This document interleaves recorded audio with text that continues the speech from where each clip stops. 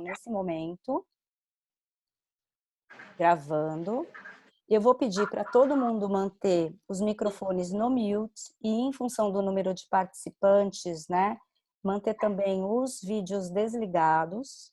A ideia é que nós teremos 1 hora de apresentação, né? Então, agora são 8h10, até 9h10, mais ou menos, nós teremos a Maria Angélica explanando, né, fazendo a apresentação dela, e no final nós vamos abrir espaço para perguntas e respostas. Mas em função do número de participantes, como é bastante gente, eu vou pedir a gentileza de que vocês escrevam as perguntas no chat, que no final nós vamos recuperar essas perguntas e ir trazendo para a Maria Angélica para que ela responda todas o máximo possível que a gente conseguir no tempo que a gente tiver, tudo bem? Vocês têm alguma dúvida, alguma coisa? Tá bom, então, Maria Angélica, espaço é todo seu, bem-vinda. Muito obrigada. Flávia, você quer ler um verso? Leio sim. Chama-se Tempo. É bem curto. É o que todo mundo diz não ter. É aquilo que todo mundo gostaria de ter mais. Crianças, mais 10 minutos.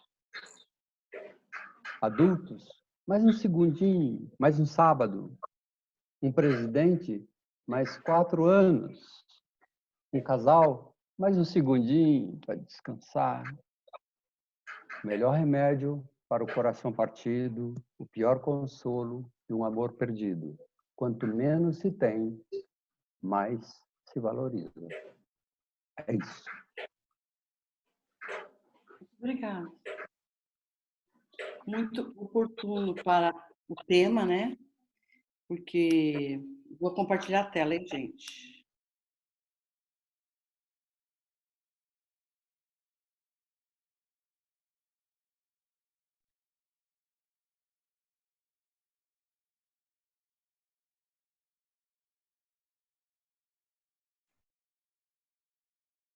Então, na verdade, eu escolhi esse tema. O tema é equilíbrio de vida na busca da essência e protagonismo. Primeiro porque eu tenho estudado muito sobre esse assunto, né? E é sempre a pergunta mestra de todo mundo, é como que eu encontro o meu propósito, né? O meu lugar único, a minha missão de vida. Eu então peguei, achei interessante nessa época ou de hoje que nós estamos vivendo, falar sobre isso. E me inspirei também numa frase do Bert Hellinger, né? Que é assim: o essencial é simples. Gente, tem um barulhinho de alguém mexendo no microfone que fica assim, bem notório. Alguém está com o microfone aberto? Por favor, senão a gente vai. E tem uma voz falando. Eu fechei todos, mas daí eu percebi que o seu também foi fechado, então eu acabei abrindo de todos, mas eu pediria que cada um, por favor, se puder, desative, tá? E já está sendo gravada, teve alguém que está perguntando. Vamos lá. Então, voltando, né? Eu me inspirei na frase do Bert Hellinger, que ele fala que o essencial é simples. E é em cima desse essencial, é simples, que eu vou desenvolver todo o tema da essência, que é muito simples, tá certo? E fatalmente, nessa simplicidade toda, a gente encontra no final, assim, o propósito. Também achei oportuno, quero dizer para vocês que eu sou antroposófica e eu vou trazer conteúdos antroposóficos. Então, fiquem à vontade, mas para mim é um tema importante, que eu acho que essa essência e a busca, o protagonismo e o propósito está muito ligado também com o caminho espiritual. Porque na antroposofia nós consideramos o caminho espiritual como a imagem do eu, ou da consciência, né? Então, eu quero que vocês entendam dessa forma, para ficar mais fácil porque nós vamos precisar desses conceitos durante o trabalho. É claro que eu tinha que começar falando dos avanços de tecnologia e das dificuldades que nós vamos encontrar desse mundo sem fronteiras, que é a tecnologia. Nós estamos vivendo, de repente, bruscamente, por razões da pandemia, a velocidade com que nós mergulhamos no mundo virtual, tanto é que estamos hoje aqui juntos no mundo virtual, e cada vez mais nós passamos o dia inteiro trabalhando dentro do mundo virtual. Me lembra o filme Matrix, né?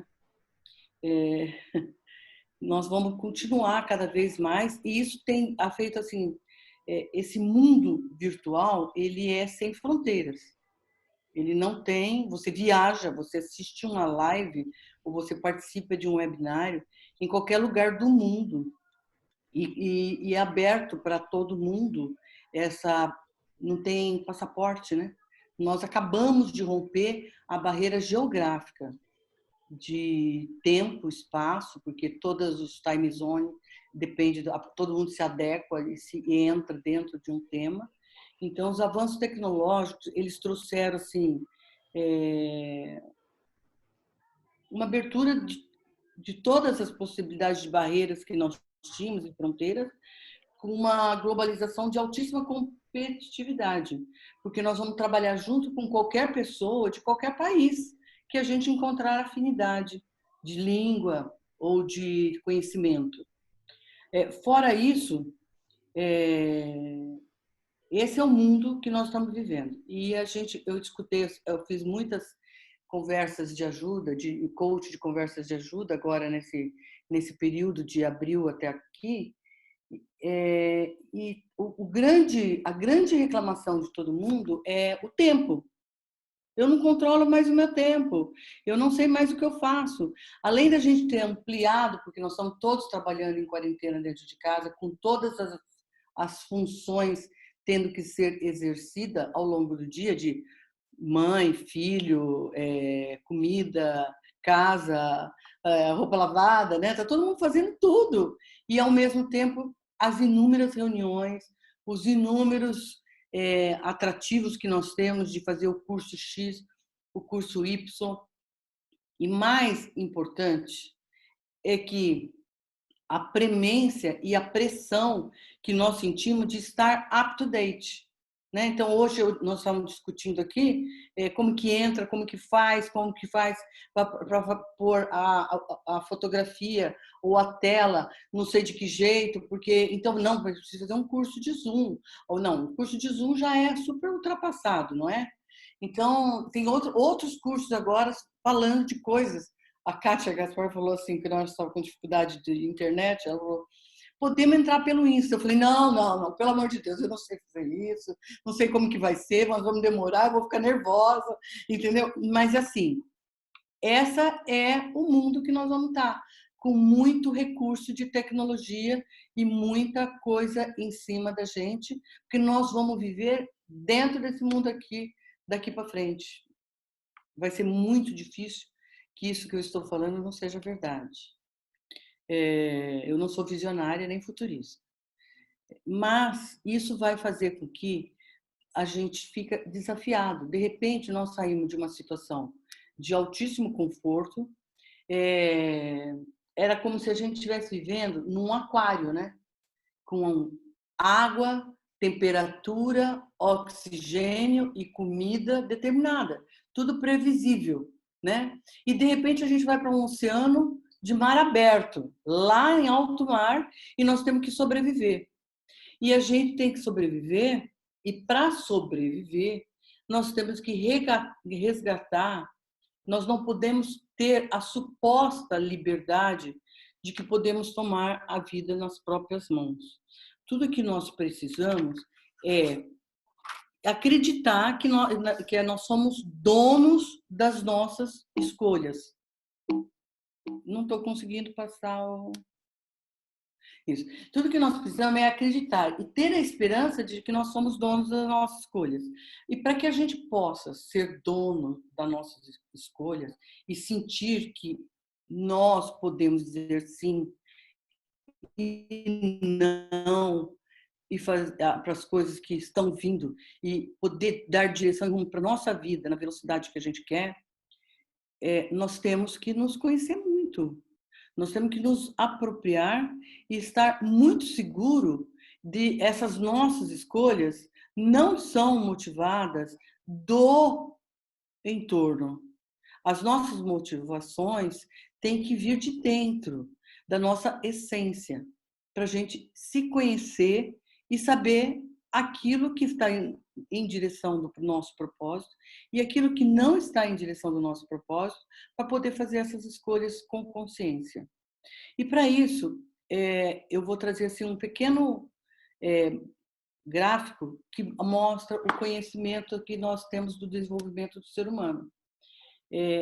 Até os 20 anos, diz um ditado chinês, né, que nós temos 20 anos para aprender, mais 20 anos para lutar, e os próximos 20 anos, que é depois dos 40 anos, tornar-nos sábios, né? Isso significa que até os 20 anos nós vamos estar focados nesse aprender, então nós estamos em pleno desenvolvimento e com muito pouca consciência, porque nós estamos usando nós não temos arcabouços ainda para ter um eu presente. E aí nós estamos aprendendo, assimilando, absorvendo, tal como uma esponja, que vai trazendo tudo o que o mundo está oferecendo para dentro de si. Quando chega dos 20 aos 40 anos, nós entramos nessa luta onde nós vamos ter que moldar e modelar tudo que nós aprendemos, os estímulos, e transformar em autodesenvolvimento. E depois dos 40 anos vividos, nós vamos estar contribuindo para o desenvolvimento de outros. Por isso que nós nos tornamos sábios, porque nós já paramos com aquela avidez de aprender, aquela competitividade da luta, que é o período dos 20 aos 40 anos, e nós começamos então a doar, a distribuir e a preparar pessoas. Nós vamos nos tornar sábios no sentido que nós abandonamos toda aquela competitividade e vamos compartilhar saber para ajudar no desenvolvimento de outros. E isso, em alguns momentos, nós vamos começar a nos preocupar com a qualidade das nossas entregas e trocas do mundo. Então, nós estamos falando agora desse momento em que nós começamos a tornar-nos sábios. E a gente começa a se preocupar com a qualidade das nossas entregas, com as trocas do mundo e com a preocupação de felicidade. É quando nós nos damos conta de que fazer o que gosta e como gosta. Vocês estão vendo direitinho?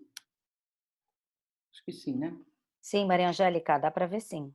Tá, é que eu tenho uma fotografia aqui na minha frente, eu preciso tirar. Aqui. Fazer o que se gosta, como se gosta, passa a ser crucial para ter uma vida feliz e equilibrada. Nas nossas reflexões, nós até podemos trocar o ter pelo ser. Espera lá. Trocar o ter pelo ser. Eu estou já com problema de tecnologia, né? Em nossas reflexões, nós trocamos o ter pelo ser. Isso nos coloca em contato com a nossa essência. Isso normalmente vai acontecer no final que antecede os 40 anos, que é aquela passagem para tornar-se sábio. Será que a gente consegue fazer esse desprendimento de olhar para a nossa essência e falar assim, eu preciso disso? Ou a pergunta é, para que eu preciso disso? Então, nós vamos olhar muito internamente e vamos começar a olhar para os nossos valores e até mesmo assim, isso serve para mim? Essa escolha vai me levar na direção que eu quero? E essas questões existenciais que vão surgindo. Quem eu sou? O que eu quero deixar como legado? Como quero ser? São essas questões que surgem no início da maturidade. E surge como uma crise. E todas as crises, numa biografia, servem para desenvolvimento, para transformar experiência em aprendizado. E se nós não nos desprendermos disso e ter essa possibilidade de trocar esse ter pelo ser e abrir mão de perguntas racionais, de processos, para entrar nessa amplitude existencial, a gente não consegue conquistar o que o Rudolf Steiner chama de estágios do eu. O desenvolvimento do eu necessita de uma vida plena de significado. Então, ele diz que para que o eu possa desenvolver, é necessário esses 3 pilares, que é a consciência moral, a admiração pelo mundo e a compaixão. Consciência moral, admiração pelo mundo e compaixão são as substâncias que vão trazer os pilares para que o seu eu possa penetrar e você poder compartilhar com essa consciência das suas escolhas e junto com a sua essência, porque a essência fica muito escondida atrás de todos esses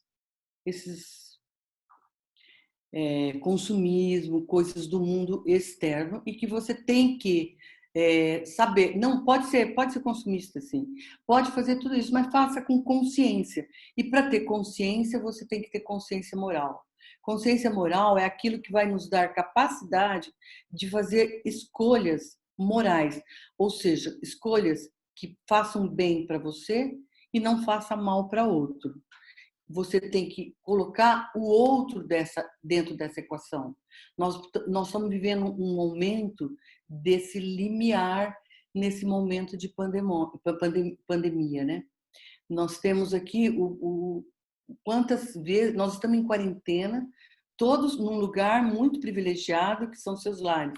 E a gente está assistindo que apareceram não sei quantos milhões de brasileiros que não têm condições de ficar em casa, porque não tem comida, não tem água, não tem, nem mesmo para ganhar um dinheiro, eles não têm um CPF, não têm uma conta de banco. Alguns não têm nem celular para poder abaixar o app, entendeu? Então, assim, nós estamos vivendo essa dificuldade de olhar para o outro e nós estamos tendo que olhar e se emocionar de ver a situação de vulnerabilidade e de fragilidade que essas pessoas até agora. Então, consciência moral é olhar para o outro e olhar para mim e pensar que o que serve para mim tem que servir para os outros. Não, o que serve para mim e é adequado para mim não pode ferir a liberdade ou a necessidade do outro. E a admiração? Admiração é uma coisa assim que nós estamos aprendendo muito a fazer com essa onda de mindfulness, de olhar para dentro. Nós, coaches, temos mais facilidade de fazer esses exercícios, né? De poder ser grato, ter gratidão. Gratidão tem muita consistência em admiração, porque eu tenho que admirar coisas da natureza, eu tenho que admirar acontecimentos da minha vida, eu tenho que admirar acontecimentos da vida do outro, eu tenho que compartilhar isso. E compaixão? Compaixão é uma situação mais profunda do que a empatia. Porque na empatia, que nós, coaches, trabalhamos tanto na nossa relação de coach, eu consigo perceber a sua dor porque eu conheço. Eu já sei o que é isso. Eu já senti isso. Né? Agora, na compaixão, independente de eu ter sentido isso, eu compreendo a sua dor, eu percebo a sua dor. esta dor eu consigo até sentir.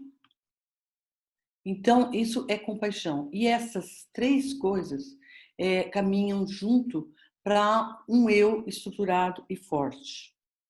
Aí, o Rudolf Steiner fala assim, para a gente saber se uma pessoa é saudável, nós temos que fazer 3 perguntas para ela. Se ela é capaz de responder sim a pelo menos 2 das 3 perguntas, ela é uma pessoa saudável. E as perguntas são: você ama alguém? Você gosta do que faz? Você tem um caminho espiritual? Isso é muito interessante vocês irem fazendo esse exercício junto enquanto nós estamos conversando. Eu acho, particularmente, que quando você diz sim para pelo menos as 2 primeiras perguntas, automaticamente você está dizendo sim para a terceira. Porque é muito impossível uma pessoa amar, saber o que é amar, e gostar do que faz, ser plena e realizada, e não ter um caminho espiritual. Que é mais espiritual do que isso? Então, assim, haverá algo... Haverá algo mais espiritual do que a felicidade de se sentir feliz? Então, assim, se você é capaz de amar e você gosta do que você faz, você carrega essa... Você é feliz. Você é uma pessoa saudável.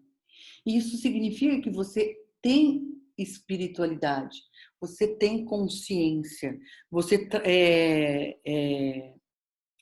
tem um significado e os seus significados são preenchidos de alegria. A tendência é que coloque em verdadeiro estado de graça e que faz você esquecer tempo e hora. Porque a felicidade e esse estado de consciência te dá essa condição onde você se entrega para esse momento, para essa situação de estado de graça. E aí nós vamos chegar, faz você esquecer tempo e hora. É um divisor pequeno, né, entre o trabalho e o lazer. É a vida pessoal versus a vida profissional. Essa é uma tendência que nós temos, que nós podemos ver, quando você se entrega muito para uma coisa, você entra em verdadeiro estado de flow. E é um sentimento que faz você ficar completamente envolvida naquele processo.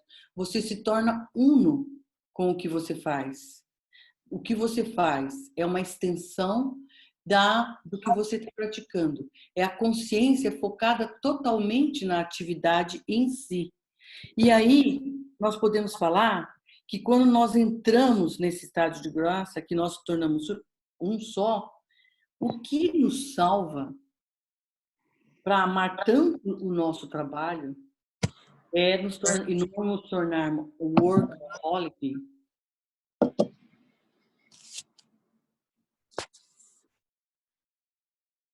Eu me perdi agora.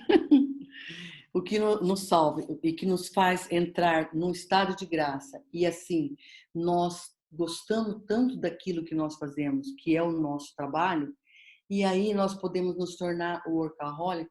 O workaholic é assim a possibilidade que nós temos de também ter gratidão e admiração pelo que nós sentimos pelos nossos outros papéis. Entender a importância da gratidão e da admiração?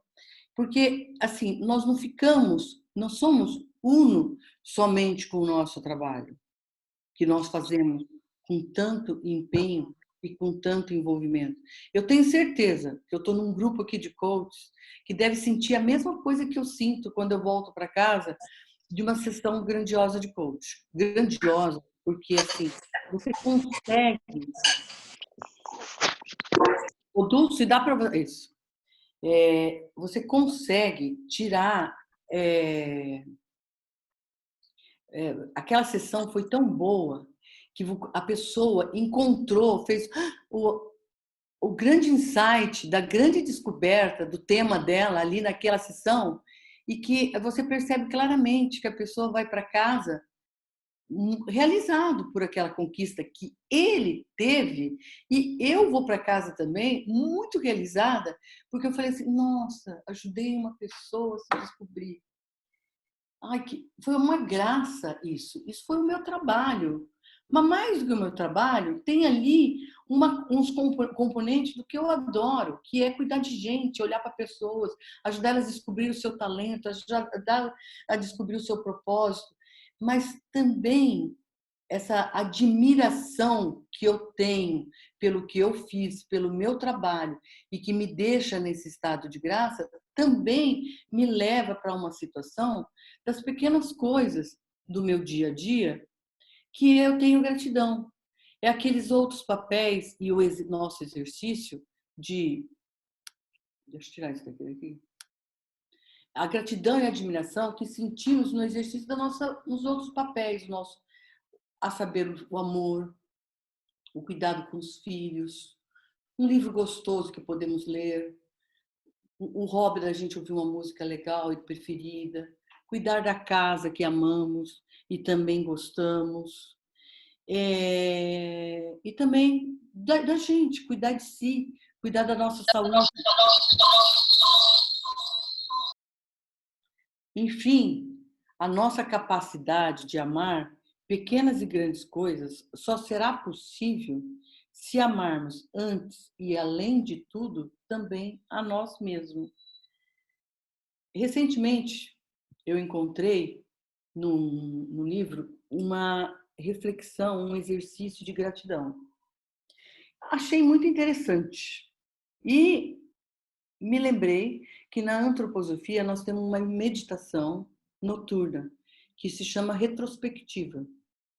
Então, fazer a retrospectiva noturna é uma meditação que, além de acalmar a alma, ela nos permite reconhecer em imagens, você olhando, é assim, quando você for dormir, a última coisa que você vai fazer, depois que você já fez todos os seus cuidados para ir para a cama, você para em algum lugar onde você pode ficar sozinho e pode escrever com um caderno ou uma folha de papel.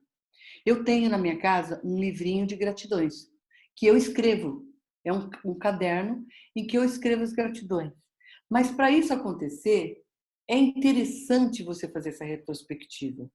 Porque você olha o seu dia de trás para frente. Daquele momento que você sentou até o momento anterior e assim sucessivamente até você chegar no momento em que você acordou naquele dia. Então, além de acalmar a alma, permite você reconhecer, através de imagem, o seu dia e como ele foi. Não pare. Não pare em nenhuma imagem. Olha, assiste aquela imagem fenomenologicamente. Ou seja, você assiste aquela imagem sem emitir nenhuma interpretação, nenhum parecer e nenhum julgamento. Você olha para aquela imagem, olhando para aquela experiência, você entra naquela sala de reunião que você teve a tarde toda.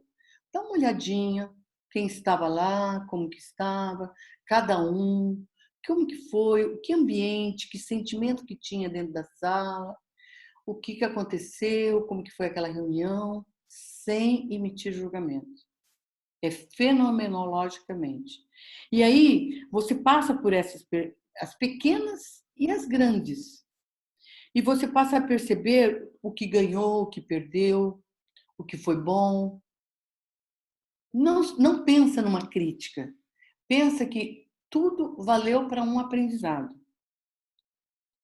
E aí você celebra, assiste cada conhecimento reconhecendo o grande e o pequeno como experiências vividas.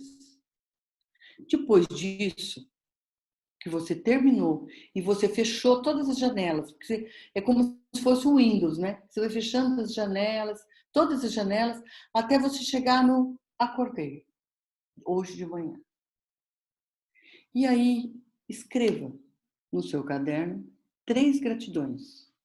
Colecione para cada dia 3 gratidões. E se preocupe que as gratidões sejam diferentes, né? Porque você teve um dia, praticamente, de mais de 8 horas, né? De quase 12 horas. E você vai olhando as pequenas batalhas ganhas, os presentes vividos, o aprendizado. Isso tudo são gratidões. Os aprendizados que você teve, as alegrias que você teve, as celebrações, os momentos que você teve que parar e retroceder, os momentos que você teve que avançar, os momentos que você foi extremamente inovador, os momentos que você não conseguiu, mas você tem essa gratidão. E Rudolf Steiner diz que alegrias são presentes do destino e cujo significado se revela no futuro. Então, pense nesses presentes, escreva todos eles. São as gratidões de cada dia. E essas gratidões vai te dar um arsenal de possibilidades para todos os dias. O verdadeiro equilíbrio, né, das nossas atividades só serão conquistados quando formos capazes de fazer escolhas conscientes. Olhar tudo que exceder aos sinais que dizemos a nós mesmos. Lembrando que cada não que dissermos, haverá sempre um sim e vice-versa. Isso nos capacita a fazer escolhas, renúncias, condições conquistadas e vai surgir algumas polaridades. E aí, fazer escolhas conscientes significa trocar ou isso ou aquilo pelo e isso e aquilo, no pleno domínio da sua vontade. Aquilo que a sua vontade escolheu, para que você possa fazer escolhas com absoluta consciência. Eu estou de novo aqui no... E aí você pode olhar que nós carregamos do nosso passado, nós carregamos o aprendizado e a sabedoria. Então, quando você... E nós estamos falando de uma instância da alma, as dimensões da alma é o pensar, o sentir e o querer. É essa alma que luta todos os dias com você ou que navega com você na vida. E o eu, ele só vem quando essas 3 instâncias da alma, o pensar, o sentir e o querer, estão em domínios. Então você olha para o passado e você percebe os aprendizados. Não tem julgamento. Porque você tem que dominar esse passado, esse pensar que te traz toda hora crenças, críticas, julgamento, e você troca tudo isso por sabedoria das experiências vividas. E aí você está trazendo uma outra qualidade de alma. E o futuro? O futuro é o que carrega o nosso querer. Então, o futuro, nós projetamos o nosso propósito, os nossos ideais. Mas esses propósitos e esses ideais dependem exatamente do alinhamento de um pensar cheio de aprendizado e de sabedoria, que atravessa o eixo, o fiel da balança, aquele que está no aqui agora e que é fugaz, que é o nosso presente. E que é nele que nós vamos ter a capacidade de fazer escolhas. Então, nós temos que eliminar do nosso pensar todo o lixão, né? Aí sabe aquele pensar que quando a gente perde o sono à noite, vem pululando, trazendo às vezes coisas que você perde a noite toda pensando e quando chega no dia seguinte, você fala bobagem, nem lembra mais que você passou a noite pensando naquilo. Então, aqueles padrões, aqueles julgamentos e tudo mais que você elimina é graças àquele exercício que você faz de estar consciente consigo mesmo naqueles momentos de gratidão, naqueles momentos que você captou da sua retrospectiva e que fortaleceu a admiração pelo mundo, a consciência moral e a compaixão. Estiveram juntos para que esse exercício tivesse te habilitando a trabalhar e isolar um pensar poluído por um pensar digno, onde só tem aprendizados e sabedorias das experiências vividas. O seu sentir, que é uma instância da alma do presente. Eu brinco com os meus alunos quando eu pergunto: o que você está sentindo? E eles demoram para responder. Eu falo: já foi para o pensar, já não é mais sentir. Pensou, já não é mais sentir. Concorda? Então, esse sentir é fugaz. Ele tem a capacidade de fazer escolha. Naquela hora, ele decide. E aí ele vai para o futuro. O futuro projeta o nosso propósito nos nossos ideais. Porque o futuro é o querer, é a minha vontade. Se eu faço escolhas conscientes e eu consigo fazer essa depuração das escolhas conscientes, que eu vou olhar o E, vou trocar o ou pelo E, nas polaridades que a vida me traz, esse momento eu estou usando o meu sentir, eu estou usando o meu pensar, o meu sentir e o meu querer. E o ser consciente, aquele dos pilares, estará presente para que você enxergue aonde você quer ir. Qual é a direção que vai te levar? Para que grande tarefa a vida te preparou? Para isso, você tem que estar em perfeita conexão com as suas essências e os seus valores. A sua essência e seus valores vão vir nessa depuração onde você trabalhou e trouxe. Ah, mas é tão complicado fazer todo esse trabalho. Não, não é complicado, é simples. Não, lembra da frase do Bert? O essencial é simples. Então, está dentro de você. Está lá dentro. Muitas pessoas veem os seus talentos, os seus valores. E você? Nós só entramos em contato com essa conexão quando nós estamos alinhados com direção e sentido do nosso propósito, da nossa missão. Aí você vai falar assim, mas como que eu vou estar alinhado se eu não sei nem qual é o meu propósito e a minha missão? O seu propósito e a sua missão está diretamente ligado com o desenvolvimento espiritual do seu talento. Sabe aquele talento que quando você era criança, que estava lá naquela fase do aprender e você fazia, e todo mundo falava que era um dom inato? Era um talento. E que depois ele foi depurando e que você foi apresentando e foi virando uma vocação. O que é vocação?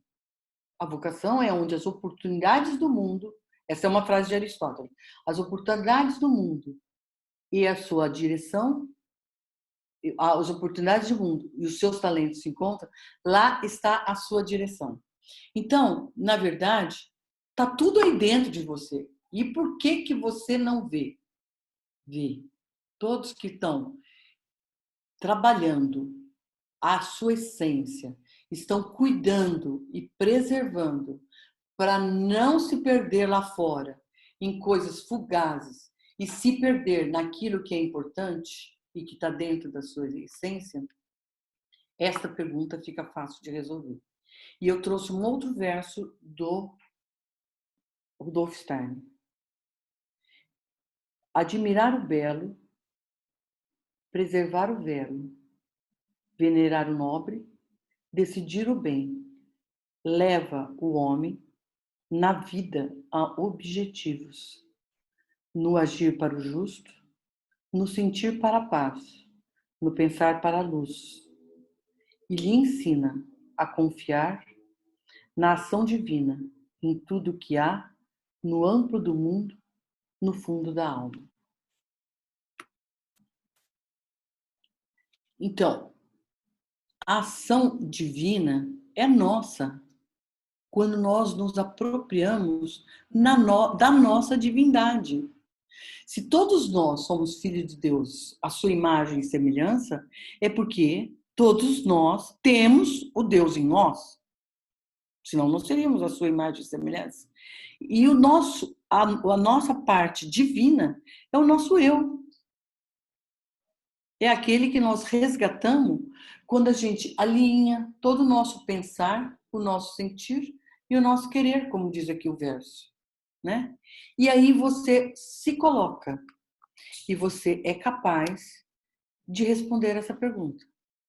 Para que grande tarefa a vida está nos preparando? Essa é uma pergunta que, de certa forma, todas nós nos preparamos para ela, né? É com amor, pelo amor ou pela dor, né? Para a realização de uma grande tarefa carregada de significado, que nos dará a certeza de estarmos no caminho e na direção da nossa missão de vida. O que você quer entregar quando você tiver na maturidade? Nós nascemos com todos os talentos e todos os dons que lentamente são moldados e transformados pela forma como nós nos colocamos no mundo.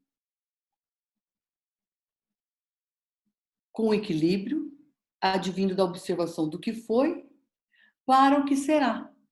Este equilíbrio do que foi para o que será, você pode praticar naqueles exercícios que nós falamos.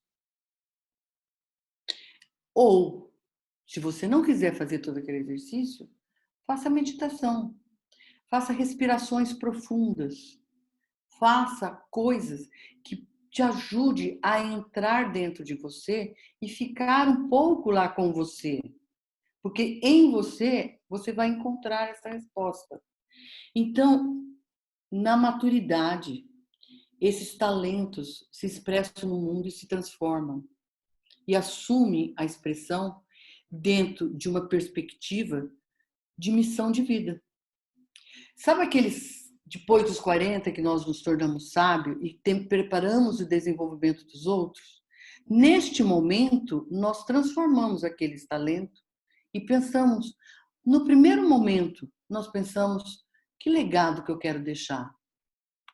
Quando eu começo a me tornar sábio, a trabalhar no desenvolvimento de outros, eu estou pensando num legado. Se eu não tive consciência disso, é bom que tenha, né? Eu já estou fazendo alguma coisa que está fazendo parte do meu legado. E qual que é o próximo passo? Qual é a grande tarefa? Qual é a grande realização? Qual é a grande entrega que eu vou fazer, né? Porque nós vamos acabar. Nós, como diz do pó viemos, ao pó voltamos. Mas a nossa tarefa fica. E o que você quer que fique, né? Nas pequenas conquistas, na construção desse nosso legado, que preenche no pequeno e no grande a nossa vida de satisfação e alegria. É simples, né?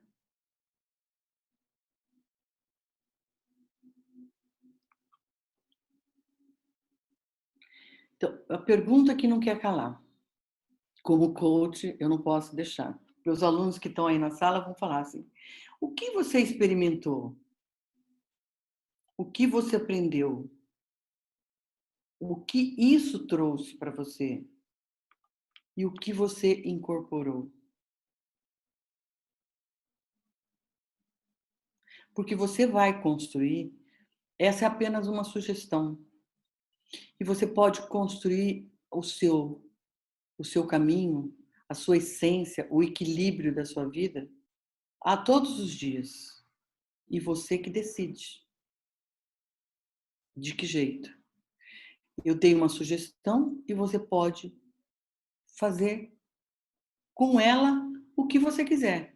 Você pode criar um outro caminho de que você vai encontrar o seu eu, vai se desenvolver e vai poder ter respostas a todas essas perguntas existenciais e necessárias. Muito obrigado, gente. Obrigada, Maria Angélica. Que material, que reflexão rica. Agradecemos.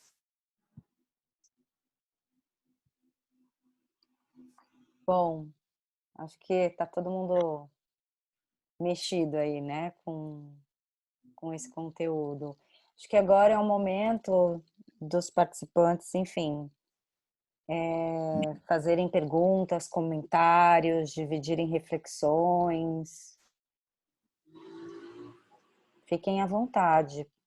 Acho que pelo chat talvez fique um pouco mais organizado aqui, da gente poder atender um a um.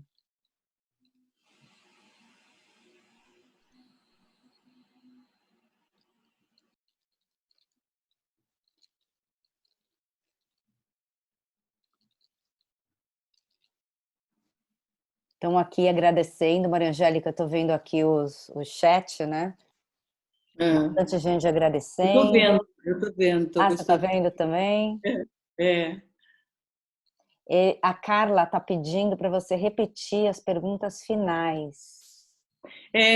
Eu acho que isso vocês podem usar em sessão de coach, sem querer forjar a sessão, mas eu acho que essas perguntas finais, porque pensa que isso que eu falei acontece dentro de uma sessão de coach, que nós, coaches, ajudamos nossos clientes nesse sentido e direção, né? Eles vão ter uma ampliação de consciência. E eu acho que toda a sessão de coach a gente tem que terminar, eu acho, e a ICF também acha, né? Que a gente tem que fechar a sessão com aquela história do commitment, né? O que você está levando daqui? Então, as perguntas, Carla, são assim, ó. O que você experimentou? O que você aprendeu? O que você incorporou? Essas 3 perguntas, se você for olhar, tem o pensar, o sentir e o querer, né? E o que isso trouxe para você?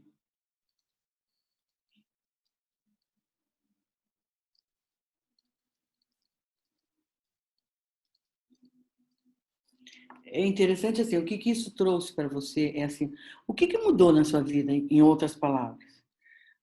Que diferença que fez isso para você? Ou, se a gente quiser ser mais específico, o que você não vai fazer mais? Ou o que você vai passar a fazer diferente? O que mudou?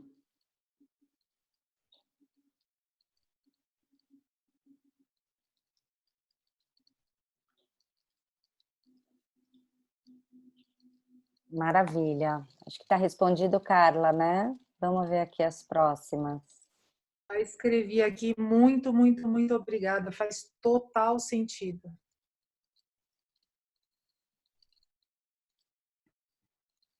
A Andréia aqui falando que faz muito orgulho de fazer parte do seu legado, Maria Angélica. É verdade. Ensinar faz parte do meu legado. Ser professor. Linda Evânia, desculpa se eu não tô falando certo o nome, mas está falando, né, dividindo a reflexão, que o momento atual que estamos vivendo é muito apropriado, né, para esse tipo de reflexão. Muita gente agradecendo. Até a Tereza Cristina colocou aqui uma frase do Jung, né? O pêndulo da mente se alterna entre perceber e não perceber, e não entre certo e errado. É verdade. Acho que o certo e errado entra dentro daquela categoria que anestesia e bloqueia todo o resto de fluir, né?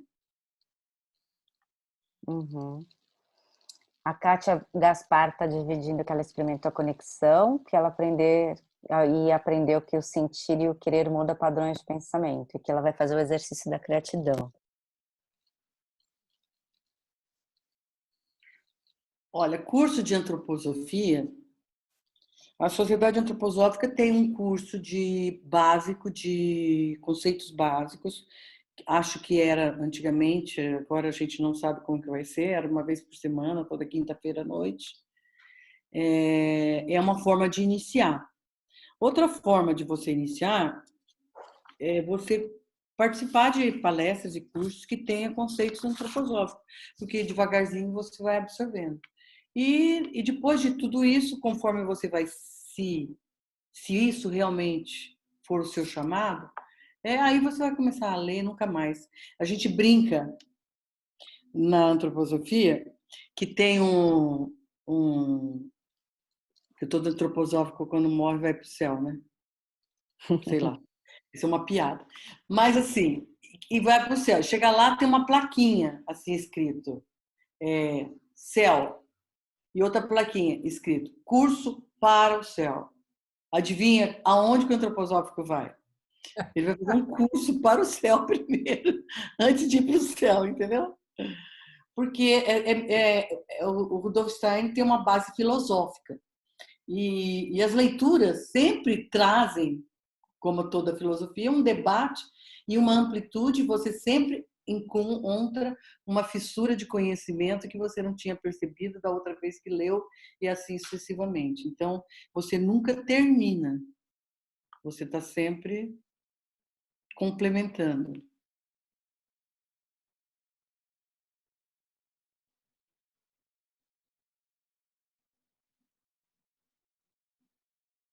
O nome do poema de quem? Que eu falo da Cristina, do Jung. É esse? Do Steiner. Steiner. Do Steiner? Steiner. Gente, o meu livrinho é velho, bem velho, e tem todas as folhas soltas. Eu tive que prender aqui com clipes para poder pegar. Aquele do Pensar é Prece dos Sinos Vespertinos. Eu interpreto os sinos vespertinos como esse período da nossa vida em que nós estamos tornando sábio, que foi onde eu foquei a nossa conversa de desenvolvimento, tá? Então, esse chama Prece dos Sinos Vespertinos, do Steiner. E o outro, que é do Alegrias são presentes do destino, que dão provas do seu valor no presente. Pesares, ao contrário, são fontes de conhecimento. Eu tirei essa frase, porque eu não concordo. São fontes de conhecimento e de aprendizado, né? Cujo significado se revela no futuro.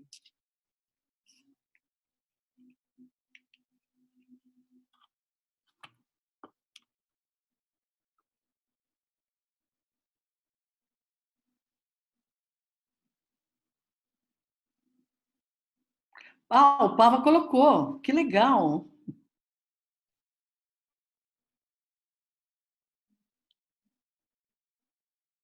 Obrigado, Pava.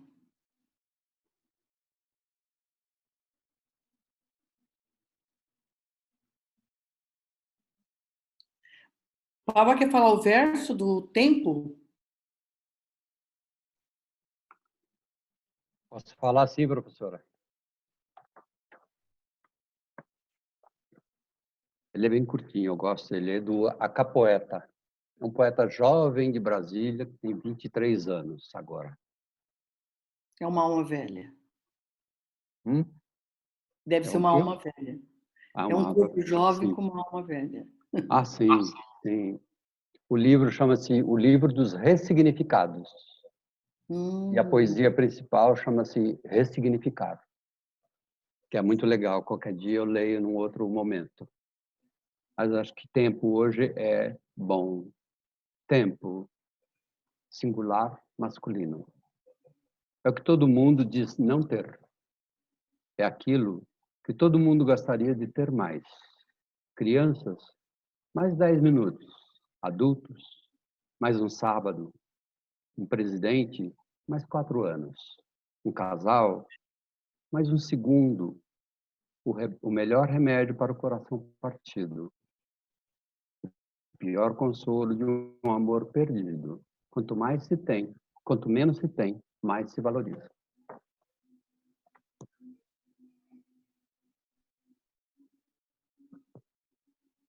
Obrigada. Aí você está no mudo. Ah, ainda bem que você me avisou. Obrigada, Sônia. Foi Sônia, né? Foi. Maria Angélica, obrigada. Eu queria fazer uma pergunta para você. Eu estudo um pouco antroposofia, né? Eu passei por um processo de biografia. Penso em fazer até a formação em biografia humana.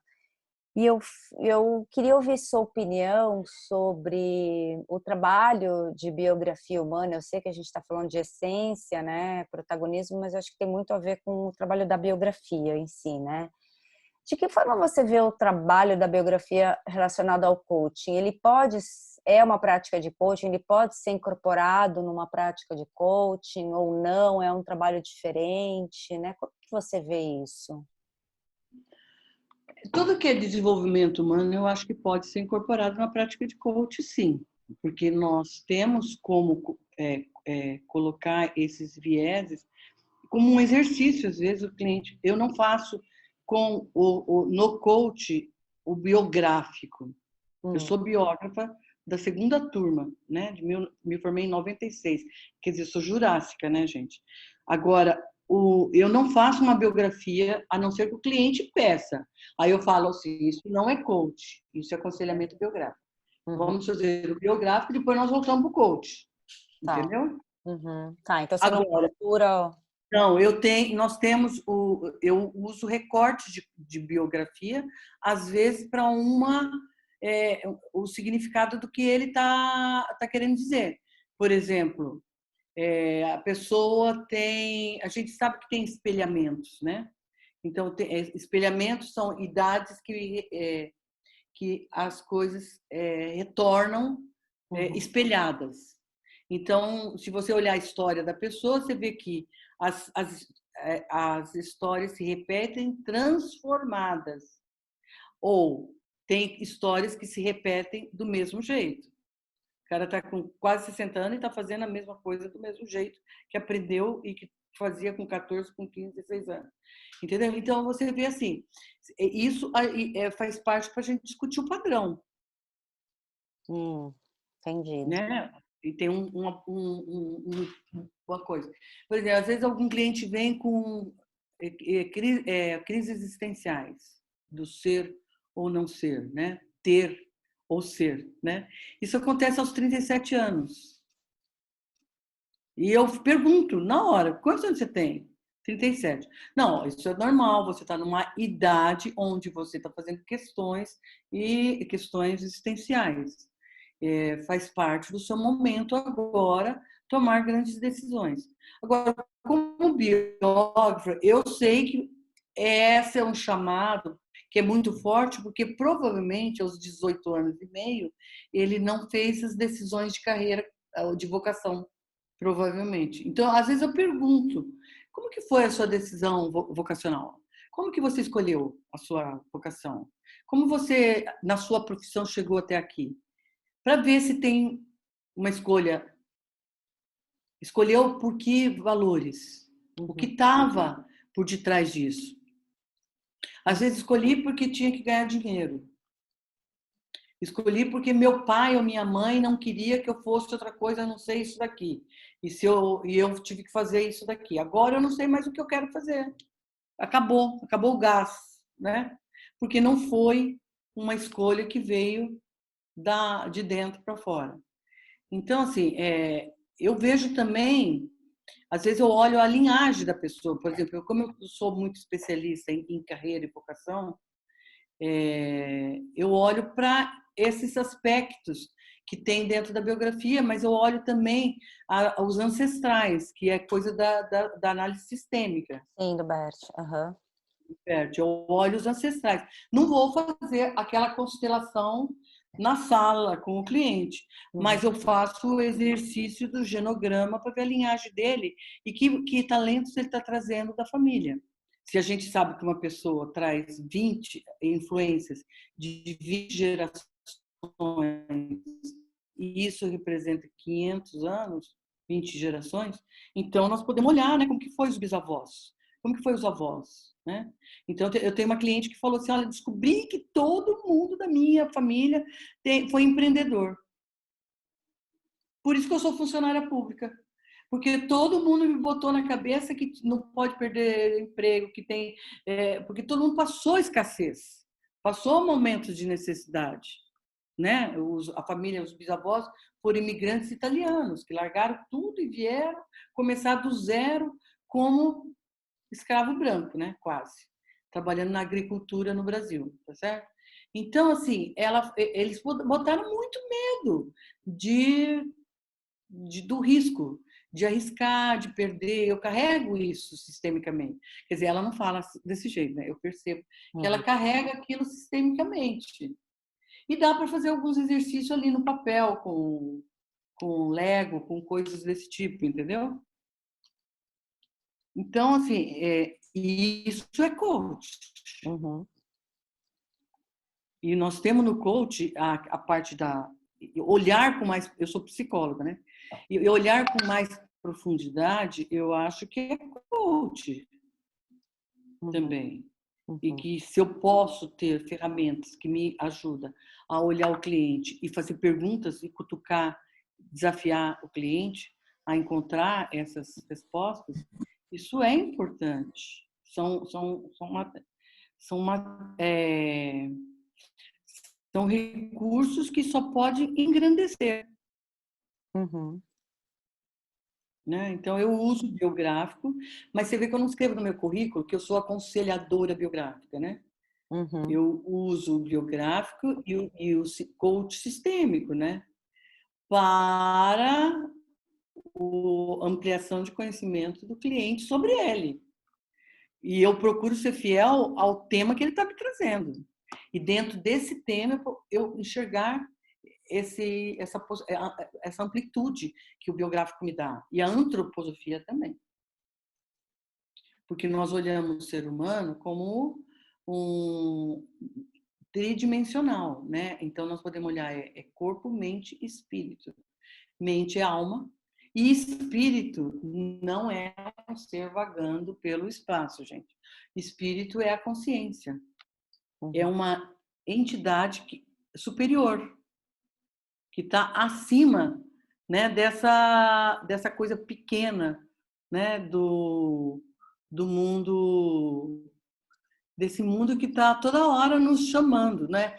Quem que não fica 6, 7 horas vendo coisa e vem, né? Agora relatório para gente dizendo assim, essa semana você ficou 7 horas na internet, né?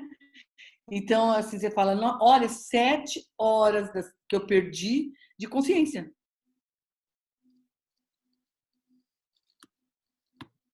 Né? Quer dizer, assim, você tem uma essência e você tem um propósito, eu perguntei, né, para alguns seres mais evoluídos da antroposofia, você tem? Você fico.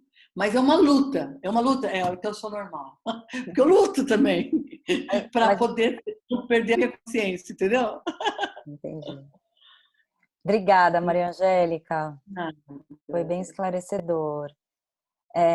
A Paula Brugnoli, ela diz que ela usa o biográfico, acho bem no caminho da minha pergunta, né, no processo de coaching de carreira, porque é muito rico para o autoconhecimento, valores, crenças, talentos e dificuldades, né? O que você estava trazendo aí. O que mais, gente? Eu fiz também uma formação. Eu fiz também uma formação de psicologia antroposófica, quer dizer, além de ser psicóloga, eu fiz uma formação de 5 anos com o pessoal da Holanda sobre psicologia antroposófica e que olha as patologias, outras coisas, de uma maneira diferente da psiquiatria nossa de diagnóstico, né? Uhum.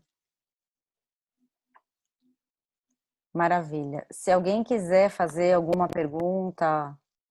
É isso. O Fábio Busato, ele tem uma pergunta pendente. Desculpa. Quer que eu leia? Acabei de Quer que eu ver. leia? É que eu tinha lido parabéns e não li o resto. Desculpa. Obrigada, Tava. Não. Tem uma pergunta bem no meio. Acabei de ver. Nesse E momento... ela acha... Oi? interessante para todos nós. Eu vou ler aqui, obrigada. Nesse momento, estamos vivendo algo nunca antes vivido pela humanidade contemporânea. Estamos percebendo que a segurança é um estado interno, porque no mundo real temos pouco controle do que nos rodeia. Qual sua reflexão quanto ao protagonismo diante dessa vulnerabilidade? Pergunto porque muitos clientes estão desesperados do que farão no futuro. O que eu tenho percebido? Eu fiz 45 conversas de ajuda nesse período de pandemia, né? Mas o que eu percebo é a gente se perde quando tem pouco preparo espiritual e esse se apropriar de si faz você não se perder, né? Então, se você tiver com clareza da sua essência, clareza dos seus valores, você tiver clareza do seu propósito, é claro que eu sofro cada vez que eu ligo a televisão e vejo aqueles enterros, gente, né? Quanta alma morrendo em agonia, no desespero, indo embora, elas estão doando. Espiritualmente falando, é uma doação para o nosso aprendizado, que estão ficando. Até quando nós ficarmos, não sei, né? Mas, assim, partimos do princípio que todos nós escolhemos a nossa vinda aqui e o que nós íamos fazer aqui. Porque existe a biografia noturna e a biografia diurna. A biografia noturna é o que nós fazemos depois que morremos, certo? E nós decidimos e combinamos de estar aqui hoje conversando sobre esse assunto, por exemplo. Então, isso que está acontecendo é, com certeza, uma necessidade de evolução da humanidade, porque a gente já vê outras pessoas falando que nós nunca tivemos com os princípios climáticos tão alinhados do que não precisava disso daí para tudo mudar, né? Nós vamos mudar também a maneira de lidar com dinheiro e provavelmente nós vamos deixar de ser esse capitalismo tão feroz, porque ninguém vai ter dinheiro quando acabar isso daqui, vai estar todo mundo pobre. Então, acho que essas mudanças vieram para nosso desenvolvimento. E alguns estão se sacrificando muito mais do que outros. Mas para a gente não se perder nesse momento de crise chamado pandemia, eu acho que eu trouxe esse tema exatamente por causa disso. Você se aproprie da sua essência, de quem você é, quem eu sou, o que eu quero, para onde que eu vou, para eu não me perder e eu poder ajudar. Então, eu tenho visto pessoas com desespero de o que eu faço, por quê? Requer uma reflexão individual mais profunda, para não deixar, a gente sofre, a gente chora, mas a gente não precisa se perder, senão a gente perde também a possibilidade de ajudar. E nós temos capacidade de ajudar as pessoas que estão precisando. Nós temos material humano dentro de nós que a nossa formação de coach já nos deu para a gente poder trabalhar com pessoas que estão em desespero. Então, assim, com maior ou menor grau cada um, mas cada um pode fazer o seu papel e ajudar essas pessoas a encontrar o seu eixo. Isso é coaching, ajudar uma pessoa a encontrar o seu eixo, ajudar a pessoa a encontrar o equilíbrio, a sua essência, né? Isso é coaching. E para isso nós temos que cultivar todo dia as nossas reflexões, as nossas retrospectivas, as nossas meditações, as nossas orações. Cada um tem o seu kit, né, espiritual. Então, isso é importante para manter esse eixo e você poder ajudar lá na frente quem está precisando. Obrigada. Tem duas perguntas aqui, tem uma da Kátia e uma da Verônica. A Kátia pergunta aonde? Eu não sei, Kátia, se você quer esclarecer sua pergunta, que eu acho que você deve ter colocado em foi. algum momento anterior. Foi onde ela fez o curso de psicologia antroposófica. Ah, tá. Tem um casal chamado Deckers, que é o sobrenome deles, que são do departamento, são chefes do departamento de psicologia do Goettiniano, que é na Suíça, né, que é a sede da antroposofia. E eles que coordenam esse setor de psicologia na antroposofia. Nós tivemos a honra de trazê-los, um grupo de 25 psicólogos antroposóficos, trouxemos Deckers uma vez por ano para dar o curso conosco. Entendeu? Mas eles dão.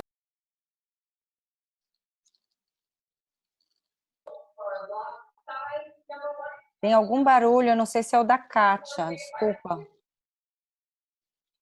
Não, só fui falar obrigada para ela. Ah, tá. Não, então acho que é alguém que está com o microfone ligado, que está um outro barulho. O microfone da Maria Angélica está desligado, a gente não conseguiu ouvir o final da frase dela. Ah, Maria Angélica, você pode... Qual o pedaço que ficou faltando? Andréia?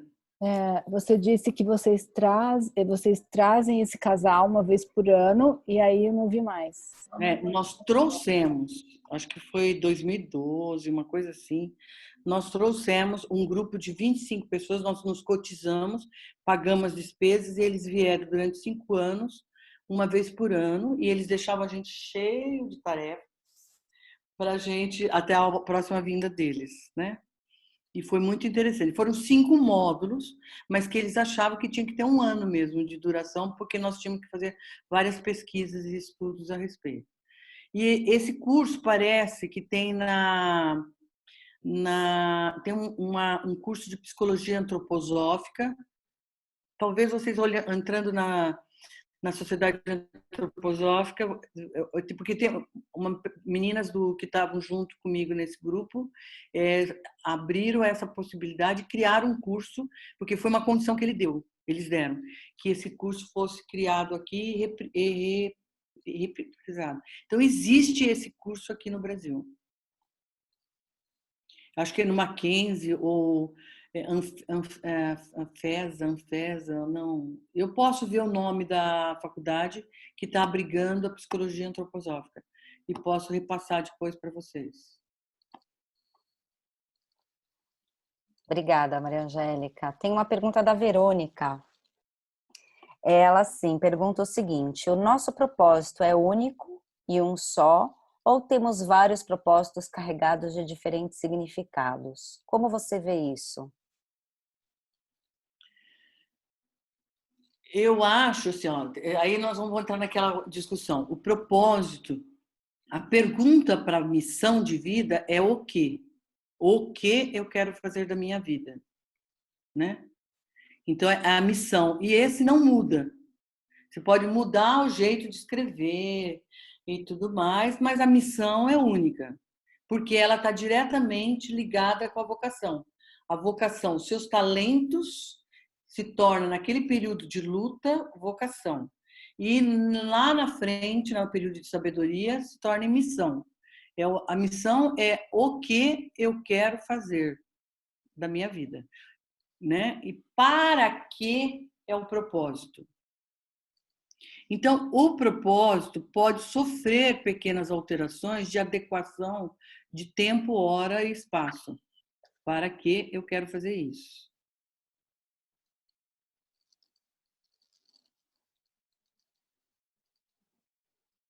E a pergunta para talento também é o quê? O que eu faço bem, que todo mundo gosta e que todo mundo me chama e que eu sou reconhecido? Sabe aquela coisa que tem uma briga na família e fala, vamos falar com a fulana que ela vai resolver isso. Ou então, porque você é reconhecida. E o Stein fala uma coisa interessante. Só é talento e vocação se for reconhecida. Aquele que você guarda na gaveta, faz poesia e não tem coragem de mostrar para os outros, isso não é talento. Pode ser um talento, mas não tem um reconhecimento. Nem seu, que você não mostra para os outros. Então, talento tem que ser reconhecido. as pessoas te chamam por aquele talento, entendeu? Uhum. E esse talento é transformado com as oportunidades do mundo, porque aí alguém te chama e você faz, vira vocação. Então, a vocação também está dentro da pergunta o quê? Uhum. E a evolução espiritual disso é a missão, quando você se torna sábio. Então, é o que também. Agora, o para quê são propósitos que você pode ter vários. Agora, o que não pode ser propósitos antagônicos, né? Tá certo? Os propósitos eles podem ser complementares, parecidos, similares. O que seriam propósitos antagônicos, por exemplo?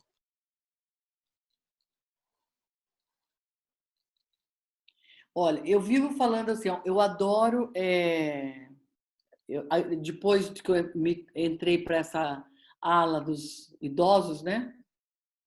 Que é o pessoal sábio, eu fico vendo assim que eu tenho muita vontade de fazer coisas assim, decoração, adoro cozinhar, adoro escrever, entendeu? Eles são complementares porque ele está mexendo com os meus sentidos.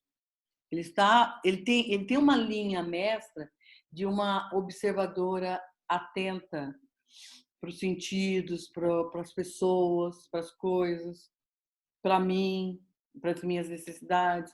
O que seria antagônico, talvez é você, de repente, eu falar assim que eu curto muito, vamos supor, duas coisas completamente diferentes, que não se complementam em nada. Eu sou coach, mas eu gostaria de ser corretora de imóveis. Uhum. Tem alguma coisa que a gente precisa cavar numa na outra para entender qual é a conexão. Entendi. Obrigada. Bom, vendo aqui o chat, a Carla, ela está divulgando para todo mundo. Quem tiver interesse em encontrar vários cursos, ela passou o link da Sociedade de Antroposofia, né, Carla? E aqui está o link para quem quiser se aprofundar um pouquinho mais nos temas. O Marcos Videira agora está fazendo uma pergunta, mas eu acho que não veio inteira. Ah, veio. Ele está perguntando o seguinte: qual foi a sua maior aprendizagem sobre os 45 atendimentos que fez nesses dias, Maria Angélica? Eu percebi claramente que as pessoas não sabiam lidar com o tempo. Eu também não, né? Nesse período, nas primeiras semanas eu fiquei assim, de repente eu ficava cansada, terminava o dia, assim, você estava exausta, exaurida, porque ficava na tela de um computador o dia inteiro, você fica realmente, ele tira toda a tua energia, né? Andei conversando com o pessoal, bebe água, porque a água hidrata, e o computador tira, e você bebe água para você não perder, não se ressecar e tal. Aí eu percebi o seguinte, se é só água que tem que beber, não é só água, eu tenho que parar, tenho que fazer ginástica, eu tenho que fazer meditação, eu tenho que fazer uma porção de coisinha que com os jornais fazem. E o que eu vi bastante é de gente não conseguir priorizar o tempo e saber dizer não para algumas coisas. E não ter coragem de dizer não. Então, eu vi pessoas sofrendo, porque assim, o chefe liga 10 horas da noite, porque ele teve uma ideia sensacional naquilo, e como o tempo, todo mundo está fazendo home office não tem dia, não tem hora, não tem lugar, não tem... Eu falei, aí eu comecei a discutir assim, pera um pouquinho, home office segue o horário da empresa, né? Ou de uma agenda que você fizer com o teu chefe. Mas você não pode esquecer, as pessoas loucamente assim, como que eu dou conta de acompanhar as aulas dos meus filhos, porque agora estão fazendo também pela internet? Como é que eu tenho que fazer comida para os meus filhos, né? Então, isso tudo você tem que negociar. O contrato do que você faz e como você faz tem que fazer agora. Tudo tem que se negociar, falar que horas que eu... Vamos combinar, então? 8 horas da noite ninguém liga para ninguém, né? Tá bom. E 8 horas da manhã, pode? Pode. Ou não, 9 horas. Ok. Então, são coisas pequenas desse tipo que você olha por fora, parece a administração do tempo, mas está dentro da essência. Onde está o meu eu ali? Interessante esse ponto de vista, né? Não é pura administração do tempo, né? Muito mais. Não, onde está o seu eu? Uhum. Né? O que você quer fazer? Tinha coisas assim bizarras, do tipo, assim, a pessoa fala para mim assim, então, não sei, eu estou aqui na sala trabalhando e o meu marido também está fazendo home office, ele fica lá no terraço e às vezes chove, às vezes não coisa, aí vem para cá para a sala e a gente fica, um atrapalha o outro nos telefones. Tal. Então, aí eu falei para ela assim, sabe, eu tenho uma cliente na Suíça, e ela falou para mim o seguinte, ela trabalha com home office faz muito tempo, não é só por causa da pandemia. Ela falou assim para mim, olha, eu e meu marido, a gente toma café da manhã junto e no corredor a gente se despede com um beijinho, como se a gente estivesse indo cada um para sua empresa. Eu entro no meu quarto, no meu escritório, ela transformou um dos quartos em home office para ela e outro quarto em home office para ele. Uhum. Aí a gente se encontra ao meio-dia na cozinha e a gente come. A gente já decidiu que não dá tempo de fazer almoço, porque na Suíça eles nunca tiveram empregado. Então, assim, não dá tempo de fazer almoço. A gente já deixa do jantar pronto para esse horário que a gente vai se encontrar e vai comer cada um e vai voltar. E aí depois 6, 7 horas da noite, a gente se encontra na cozinha de novo. Uhum. Aí cada um faz uma coisa, e às 8 horas da noite a gente assiste um filme, lê jornal, conversa. Aí eu contei para ela dessa minha cliente.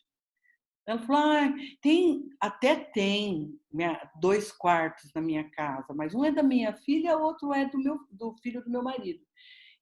Mas só que a minha filha está na Austrália e o filho dele está com a mãe. Ué, então por que esses quartos estão lá, né?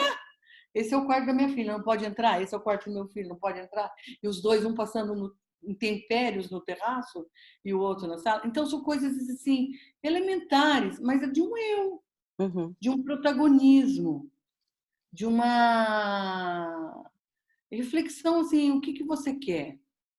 O que você acha importante? Mas isso não é provisório?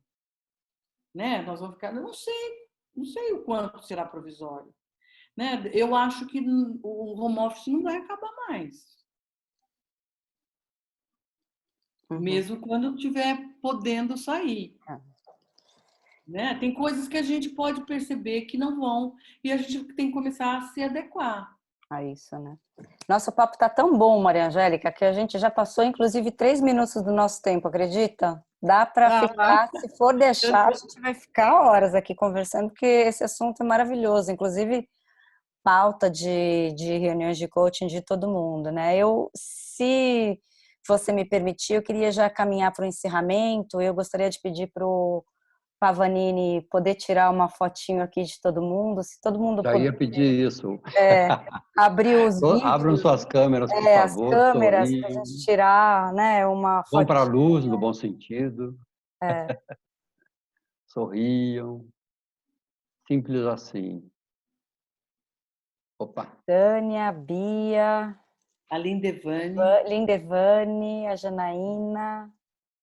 Primeira página já tirei. Já tirou? Nossa, vi uns sorrisos tão bonitos. Oh, meu Deus, perdi a foto. Vou ter que tirar de novo. Olha, Pava, não pode perder, hein? Não perdi a primeira. Fala, professora, vai de novo. Sorria. Pronto. A Cris, que estava com um sorriso lindo, aberto, abriu de novo. Ótimo.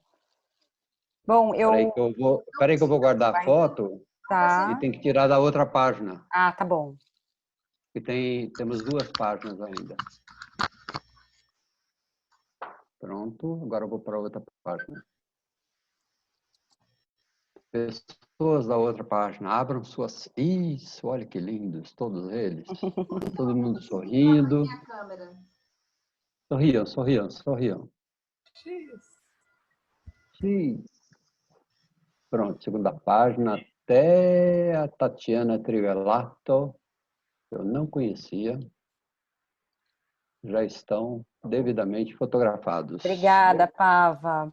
Eu queria, antes de encerrar, eu queria passar a última palavra-chave de vocês, a palavra-chave final, para quem quiser solicitar CCUs, tá bom? Então, a palavra agora de fechamento é protagonismo. Vocês veem que eu sou muito criativa, né? Verônica, se você puder escrever aí no chat para facilitar.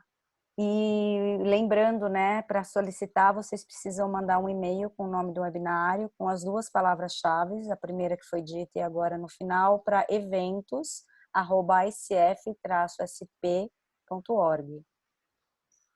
E aí eu queria agradecer de coração a Maria Angélica, a Verônica, as duas pessoas aí que trabalharam bastante para essa Semana Internacional de Coaching acontecer. Agradeço também o interesse e o envolvimento de todo mundo aqui. Acho que todo mundo saiu, pelo menos, com reflexões bem profundas sobre esse tema, né, Maria Angélica?